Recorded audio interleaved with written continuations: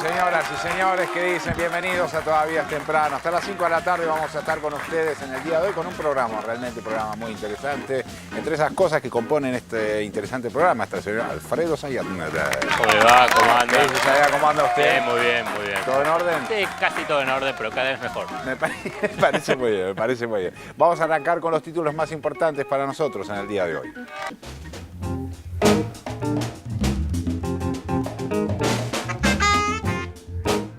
Malvinas sin memoria. Jesús Cariglino rechazó la propuesta de llamar Plaza de la Memoria, Verdad y Justicia a un espacio verde en Malvinas Argentinas.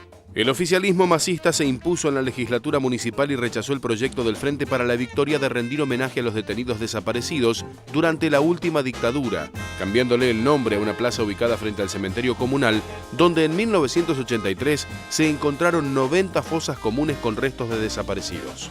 Salir a buscar. YPF emitirá bonos para lograr financiamiento en el exterior. Por primera vez desde su estatización, la petrolera saldrá a buscar capitales en el mercado externo a través de la emisión de obligaciones negociables por $50 millones, que podría ampliarse a 150 millones.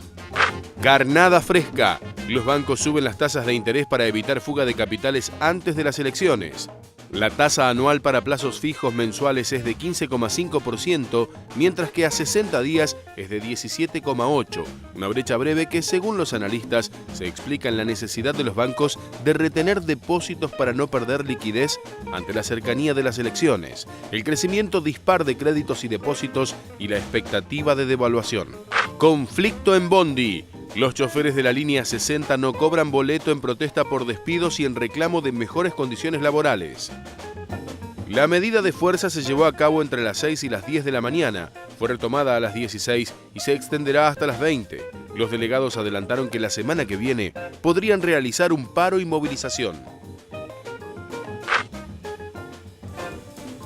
Muy bien, estos fueron los títulos entonces del día de hoy. Uno de ellos tiene que ver con la situación de YPF, que nuevamente va a emitir bonos para poder financiarse. ¿Cuál es la relevancia de esta emisión de bonos por parte de YPF? Digamos, se estatiza YPF y lo primero que le dicen a nivel discursivo es que, bueno, a partir de ahí Argentina va a estar aislada del mundo. Y no solamente Argentina, sino que YPF. YPF no iba a tener socios extranjeros, YPF no iba a poder tener crédito, ni local ni a nivel internacional. Vos fíjate, pasó un año y medio y todos esos discursos, todas esas previsiones y pronósticos de catástrofe... Al piso. Claro, ¿por qué? Primero, ya consiguió un socio extranjero, Chevron, y va a conseguir otros.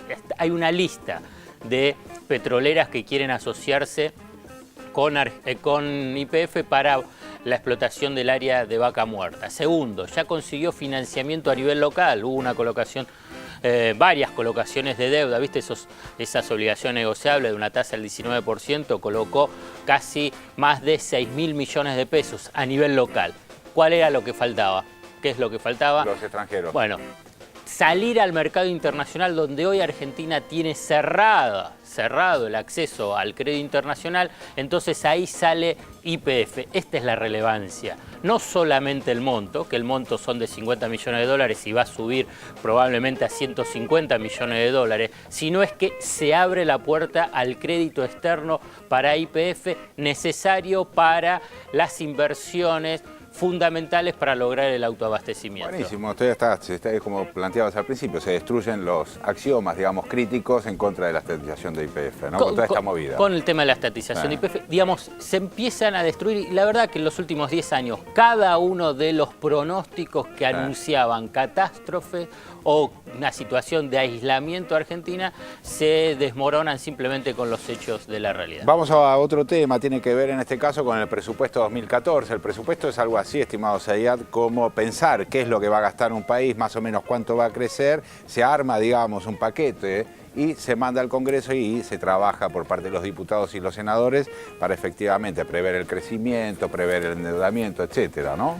Es el plan de gobierno. El Uno plan lo de que gobierno, tiene que claro. pensar es un presupuesto es un plan de gobierno. Por eso aparece toda esa disputa política. En el sentido, la oposición, como tiene que ser, se opone, hace observaciones, puede hacer aportes para mejorar el presupuesto, pero en última instancia no traba un plan de gobierno. Claro. Porque el plan de gobierno es una decisión, obviamente, autónoma, surgido de la voluntad popular de quien está ejerciendo el poder. Entonces, si hay una oposición, como fue en el 2010 que no se aprobó el presupuesto, Claro. no se aprobó el presupuesto después de El lo que grupo fue la A. elección, claro, del 2009, en realidad lo que estás haciendo es coartando la posibilidad de desarrollo de un plan de gobierno elegido por la voluntad popular. Bueno, esto es el presupuesto hoy 2014, donde hay algunas tensiones vinculadas con el sector de la oposición, pero bueno, más allá de esa disputa política podemos ver algunos datos en la placa 1 de lo que estima el presupuesto 2014, bueno, que estima un crecimiento, no, esa es la segunda placa. Bueno, pero me quedo ya con esta segunda placa, donde dice, bueno, el impuesto a la ganancia, ¿cuánto se estima recaudar en el 2014 con respecto al 2013? Es el 23,5%. ¿Qué indica esta cifra? Bueno, esta cifra es lo que trata de mostrar, bueno, los niveles de progresividad o no que tiene el sistema tributario argentino. Antes de seguir con las otras placas y la otra parte de la explicación sobre el presupuesto, vamos a ver justamente un informe sobre este tema.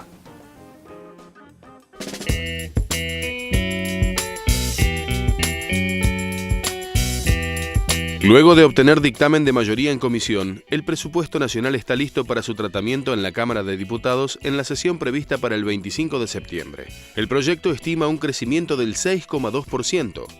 Asimismo, con la discusión del presupuesto 2014, el gobierno busca la prórroga de la Ley de Emergencia Económica por 2 años, considerada como una herramienta indispensable para afrontar los desafíos planteados por la crisis internacional. En este sentido, incluirá el debate sobre la prórroga del impuesto al cheque hasta 2015. Por el monotributo, también modificado en sus escalas, la AFIP espera recaudar 5.793 millones de pesos y por otros impuestos que deberán prorrogarse, como por ejemplo el adicional de emergencia sobre el tabaco, entre otros, se estima recaudar 7.725 millones de pesos. Es importante destacar que en materia procedimental, tanto el presupuesto 2014 como la prórroga de la emergencia económica y el impuesto a los cigarrillos pueden aprobarse con mayoría simple. En cambio, la prórroga del impuesto al cheque debe contar con una mayoría especial, es decir, con la mitad más 1 de la Cámara.